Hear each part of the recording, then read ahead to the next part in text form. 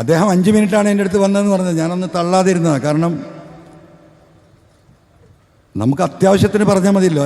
അദ്ദേഹത്തെക്കാളും വലിയ ആളൊന്നും എനിക്കാവണം എന്ന ആഗ്രഹം ഒന്നുമില്ല, ഇന്നുമില്ല.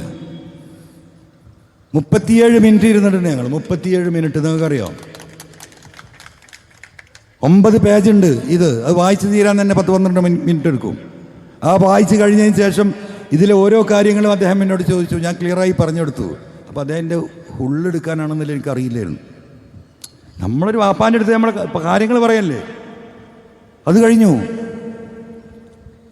ഞാൻ പുറത്തേക്ക് ഇറങ്ങാൻ സമയത്ത് ഞാൻ പറഞ്ഞു, അല്ല ഇത് വായിച്ച് കഴിഞ്ഞിട്ട് ഒരു 2 മിനിറ്റുള്ളൂ ഞാൻ പറയാം. ഞാൻ പറഞ്ഞു, സി എം എനിക്ക് ചില കാര്യങ്ങൾ സി എമ്മിനോട് പറയാനുണ്ട്. ആരും ഇത് പറയില്ല, എനിക്കിനി പറയല്ല, നിവൃത്തിയില്ല എന്ന് പറഞ്ഞു. പറയുന്നു പറഞ്ഞു. അപ്പം പറഞ്ഞു, സി എം 2021 രണ്ടാമത് ഈ ഗവൺമെൻറ് അധികാരത്തിൽ വന്ന് സി എമ്മിനെ കൊണ്ടാണ്. ഞാനടക്കം നിലമ്പൂരിൽ നിന്ന് ജയിച്ചത് സി എമ്മിൻ്റെ വോട്ടിൻ്റെ ഒരു ഭാഗം എനിക്കുള്ളത് കൊണ്ടാണ്. അന്ന് സി എം കത്തിജ്വലിക്കുന്ന സൂര്യനാണ്. സി എമ്മിനെ ഇപ്പോൾ നാട്ടിലെ സ്ഥിതി അറിയാൻ ചോദിച്ചത്.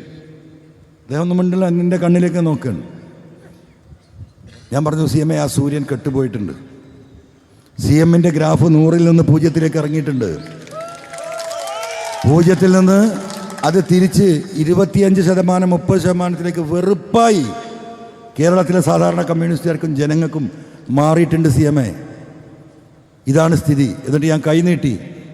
സി എം ഇരിക്കുന്നതിൻ്റെ അപ്പുറത്താണ് ഈ പൊളിറ്റിക്കൽ സെക്രട്ടറി ഇരിക്കുന്നത്. ഞാൻ പറയാണ്, എൻ്റെ വാപ്പാനോട് ഞാൻ പറയല്ലേ, എൻ്റെ വാപ്പാനെ കൊടുക്കുന്ന ആൾ എന്നാണ്, അവനാണ് ഇതിൻ്റെ കാരണക്കാരൻ. സീമ ഒരു നിമിഷം അവിടെ നിന്ന് ഇരുത്തരുത്, വലിയ അപകടത്തിലേക്ക് പോവും. ഒന്നും മിണ്ടല്ല. വീണ്ടും ഞാൻ പറഞ്ഞു, ഈ ADGP അജിത് കുമാർ ഈ അന്വേഷണ സംഘം അന്വേഷണം നടത്തുമ്പോൾ ലോ ആൻഡ് ഓർഡറിൽ ഇരിക്കുന്നത് വലിയ പ്രയാസമാണ് സി എം എ. അപ്പോൾ എന്നോട് പറഞ്ഞു, DGP ഉണ്ടല്ലോ, DGP ആണല്ലോ. അപ്പോൾ ഞാൻ പറഞ്ഞു, DGP ഒരു സാധുവാണ്, സി എമ്മിന് അറിയാലോ. ഇയാൾ ഇതുപോലുള്ള ഒരു നൊട്ടോറിയസ് ആണെന്ന് ഇപ്പോൾ സി എമ്മിന് മനസ്സിലായില്ല. അപ്പം എന്നോട് പറഞ്ഞു, നോക്കാം. അതിനിടയിൽ ഈ സംസാരത്തിൽ ഞാൻ വല്ലാതെ വിഷമിച്ചു. എൻ്റെ തൊണ്ട ഇടറി. ഈ കാര്യങ്ങൾ, ഈ സൂര്യൻ്റെ കഥയും ഇദ്ദേഹത്തിനുണ്ടായ അവസ്ഥയൊക്കെ പറയുമ്പോൾ കണ്ണ് ചുമന്നു. പെട്ടെന്ന് എനിക്ക് പുറത്തിറങ്ങാൻ വയ്യ. അവിടെ സെക്യൂരിറ്റിയും ബാക്കിയുള്ളവരൊക്കെ നോക്കിക്കുക. ഞാൻ ഓഫീസിൽ നിന്ന് സി എമ്മിൻ്റെ ക്യാബിനിൽ നിന്ന് ഇറങ്ങുന്നതിന് ഞാൻ അവിടെ ഇരുന്നു ഒരു 2-3 മിനിറ്റ്. കണ്ണൊക്കെ തുടച്ചൊരു ശ്വാസം ശരിയായിട്ടാണ് ഞാൻ പുറത്തേക്ക് ഇറങ്ങുന്നത്. ഇറങ്ങുമ്പോൾ ഞാൻ സി എമ്മിനോട് ചോദിച്ചു, സി എം പത്രക്കാരുണ്ട് പുറത്ത് പല സ്ഥലത്ത് നിൽക്കുന്നു. അപ്പം എന്നോട് പറഞ്ഞു, അതിനെന്താ നിങ്ങൾ പറഞ്ഞോ. അപ്പം ഞാൻ വിചാരിച്ചു, നീ ഒന്ന് ശ്രദ്ധിച്ച് പറയണം എന്ന് പറയല്ലോ സ്വാഭാവികമായിട്ടും. കാരണം ഞാൻ കുറച്ച് കയറി പറഞ്ഞല്ലേ പോയത്. ഉണ്ടായില്ല. അപ്പോഴെന്താ എൻ്റെ വിശ്വാസം, സംഗതി മൂപ്പർക്കും പിടികിട്ടിക്കണ്. ഈ ചങ്ങാതി തന്നെയാണ്, ആര്, ശശി തന്നെയാണ്. അപ്പം ആ പോരാട്ടത്തിൽ അദ്ദേഹം എൻ്റെ കൂടെയാണെന്ന് ഞാൻ ഉറപ്പിക്കുകയാണ്. തിരിച്ചു വരുന്നു. പിറ്റേ ദിവസം പാർട്ടി സെക്രട്ടറിക്ക് കത്ത് കൊടുക്കുന്നു. കത്ത് കൊടുത്ത് പത്രക്കാരെ കണ്ട് ഞാൻ തിരിച്ചു പോകുന്നു. തൃശ്ശൂരെത്തുമ്പോൾ വാർത്ത വരികയാണ്, സുജിത് ദാസിനെ സസ്പെൻഡ് ചെയ്തു. അപ്പം എൻ്റെ കൂടലൊല്ലി പറഞ്ഞ്, ഓ എന്തായാലും അമ്പാക്ക സംഗതി ജോറായി നടക്കുന്നുണ്ട് കേട്ടോ. അപ്പോഴും എനിക്കൊരു എന്താ പറയുക, ഒരു സന്തോഷം വരുന്നില്ല മനസ്സിൽ. എൻ്റെ ഒരു സാധനം ഇവിടെ കിടന്ന് ഇങ്ങനെ കളിക്കുകയാണ് എപ്പോഴും. അത് കഴിഞ്ഞ് പിറ്റേ ദിവസം IG വരുന്നു, മൊഴിയെടുക്കുന്നു 9 മണിക്കൂർ. അതിൻ്റെ പിറ്റേ ദിവസം ശശിധരനെ മാറ്റുന്നു. 4 DYSPമാർക്ക് ട്രാൻസ്ഫർ ഓർഡർ വരുന്നു. അപ്പോഴും എല്ലാവരും വിളിക്കുന്ന PV അൻവറാണ് ആഭ്യന്തരം ഭരിക്കുന്നത്. എല്ലാവരും വാർത്ത കൊടുത്തു. ഫേസ്ബുക്കിലൊക്കെ ഭയങ്കര കട്ട എന്നാണ്. പലരും ചോദിച്ചു, സന്തോഷമായില്ലേ? ഞാൻ പറഞ്ഞു, എനിക്ക് സന്തോഷമായിട്ടില്ല, സമാധാനമായി എന്നാണ്, ആശ്വാസമായി. എനിക്കിതെല്ലാം കൂടെ പിടികിട്ടുന്നില്ല. അതിനിടയിൽ SP വെക്കേണ്ട ആരാന്ന് ചോദിച്ചു. ശശിധരനെ മാറ്റുമോ? ഞാൻ പറഞ്ഞു, ആരെ വെച്ചാലും കുഴപ്പമില്ലാത്ത ഒരാൾ. ഞാൻ ഒരാളെ പേര് പറഞ്ഞില്ല. അപ്പോൾ എനിക്കറിയില്ല, പേര് പറയാൻ നമ്മുടെ അടുത്ത് ആളില്ലാഞ്ഞിട്ടോ അല്ല. അത് കഴിയുന്നു.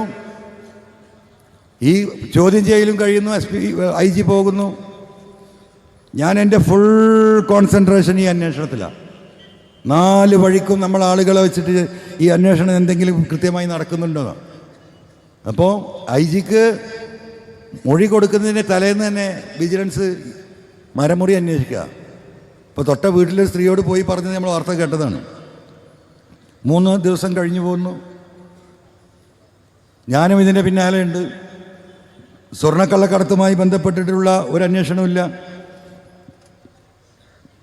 അപ്പോൾ ഈ മരം ലേലത്തിലെടുത്ത ഒരു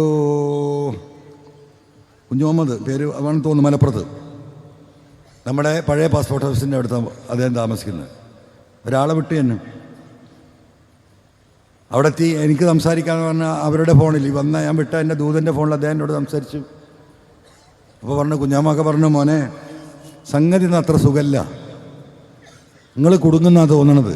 ഞാൻ പറയാം, 70-75 വയസ്സുണ്ട്. 2-3 തവണ പോലീസിൻ്റെ വിജിലൻസാണ്, ക്രൈംബ്രാഞ്ചാണെന്നൊക്കെ പറഞ്ഞിട്ട് അദ്ദേഹത്തിൻ്റെ വീട്ടിൽ ചെന്ന് അദ്ദേഹത്തെ അന്വേഷണം നടത്തിയിട്ടുണ്ട്. പിന്നെ അതിൻ്റെ പിറ്റേ ദിവസം SP ഓഫീസിലേക്ക് വരാൻ പറഞ്ഞു. രാവിലെ 10 മണിക്ക് ചെന്ന് അദ്ദേഹം വൈകുന്നേരം 4 മണിക്ക് അദ്ദേഹത്തിൻ്റെ മൊഴിയെടുക്കുന്നു. എൻ്റെ ഇടയിൽ അദ്ദേഹം പോയി ചോറുണ്ട് നിസ്കരിച്ചു എന്നൊക്കെ പറഞ്ഞു. 4 മണിക്ക് മൊഴിയെടുക്കുമ്പോൾ ഈ കാര്യങ്ങളൊക്കെ ചോദിച്ചു. അദ്ദേഹത്തിന് ഓർമ്മയുള്ളതൊക്കെ പറഞ്ഞു കൊടുത്തു. അവസാനം ഒരു ഫോട്ടോ കാണിച്ചു കൊടുത്തു അന്വേഷണ ഉദ്യോഗസ്ഥർ. എന്താ അറിയോ, മരത്തിൻ്റെ കുറ്റി. അത് നോക്കിയിട്ട് മൂപ്പര് പറഞ്ഞു, എനിക്ക് കുറ്റി നോക്കിയിട്ട് എനിക്ക് ആ കുറ്റിയാണ് ഞാൻ മുറിച്ചതെന്ന് പറയാൻ പറ്റില്ല. ഇവിടെ 1 കിലോമീറ്റർ അപ്പുറത്താണല്ലോ ക്യാമ്പ് ഓഫീസ്, SP ഓഫീസിൽ നിന്ന്. ഞാൻ കൂടെ വരാം, നമുക്ക് അവിടെ പോയി വെക്കാം. കൊണ്ടുപോയില്ല, നമുക്ക് പിന്നെ ആവാമെന്ന് പറഞ്ഞു. അതുകൊണ്ടാണ് കുഞ്ഞമ്മൊക്കെ പറഞ്ഞ, മോനെ നിങ്ങൾ കുടുങ്ങണത് നോക്കിക്കോളീ എന്ന് പറഞ്ഞു. പിന്നെയാണ് ഈ പോലീസിൻ്റെ വിഷയങ്ങൾ. അത് കഴിയുന്നു റിദാൻ വധക്കേസ്. ഇടവണ്ണ എൻ്റെ നാട്ടിലാണല്ലോ. അപ്പം അന്നേ ഇതിലൊരു സംശയം ആളുകളൊക്കെ അന്ന് എന്താ പറയുക ഇതിനെപ്പറ്റി ചർച്ച ചെയ്യുന്നുണ്ടായിരുന്നു.